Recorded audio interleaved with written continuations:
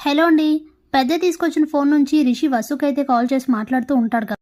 అప్పుడే వస్తారా సార్, నేను ఇప్పుడే మీ దగ్గరకు వస్తాను, మీరు ఎక్కడున్నారో చెప్పండి అని అంటే అడ్రస్ చెప్పేసి వసు నువ్వు వస్తున్న విషయం మన ఇద్దరికి తప్ప ఇంకెవరికీ తెలియకూడదు అంటూ ఫోన్ పెట్టేస్తాడు రిషి. హడావిడిగా బయలుదేరుతున్న వస్తార్ దగ్గరికి ఈ మాటలన్నీ విన్న శైలేంద్ర వచ్చి హాయ్ వస్తారా, ఫోన్ ఎవరు రిషినా అనేసరికి స్టన్ అయిపోతుంది వసు.